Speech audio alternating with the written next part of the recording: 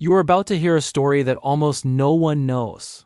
A story buried under decades of silence, hidden behind military archives, a story the world was never meant to hear. It is the story of a woman who defied a regime, a pilot who risked everything, and a moment in history when a single human choice shook the machinery of war. This is the forgotten life of Trudy Weinert, the German woman pilot who changed her destiny in the sky. If you think you know everything about World War II, this story will change that forever. Trudy Weinert was born in a small German town where the smell of metal and oil hung in the air like a second skin. Her father, a mechanic, would place engine parts on the kitchen table at night and say, "Listen, Trudy. This is how a motor breathes." He unknowingly shaped her future. While other girls played with dolls, Trudy studied the rhythm of engines. She asked him once, "Do motors get scared?" He replied, "Only the people who fly them." At 17, she touched the sky for the first time. A glider lifted off the ground, and suddenly the entire world dropped away. The sky embraced her. The air whispered her name.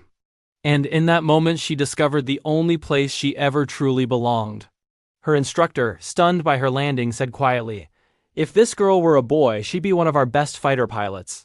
Little did he know that one day she would make a decision braver than any fighter pilot ever had. But the war came and crushed dreams like glass under boots. Men went to fight. Women were ordered to ferry untested aircraft from factories to bases. It was the most dangerous job in the air. Engines failed. Wings tore apart mid-flight. These planes were experiments disguised as machines. But Trudy accepted every mission. Flying wasn't her duty. It was her escape. Her younger brother Felix was the only light she had left. He wrote her letters filled with hope. "When this ends, take me to the lake. Teach me to fly. Don't forget your promise." But one day the letters stopped. Then came the telegram. Felix was gone. Trudy held the paper in silence. No tears, just pain so deep it became part of her blood. "I promised you," she whispered. "I promised." From that day, every flight became an attempt to outrun grief. She climbed into the sky to breathe, to forget, to feel alive for a few more minutes. At one factory, she met Carl, an engineer with tired eyes. "We are tiny cogs in a giant war machine," he told her. "But sometimes one small cog can break the whole system," Trudy answered softly. "Only if it's brave enough to break itself." Carl looked at her with a respect he'd never given anyone in uniform. In 1944, she was summoned by her commander. He handed her classified orders. She was to ferry a new prototype, unstable, dangerous, and meant for a mission that could kill civilians. She stared at the papers. She felt the weight of all the silent deaths behind them. That night, she sat in the dark holding Felix's photograph and whispered, "Tell me what to do." Only silence answered. At dawn, she walked across the frozen airfield. The wind felt like a warning. The snow cracked under her boots. But she climbed into the cockpit anyway. "Are you afraid?"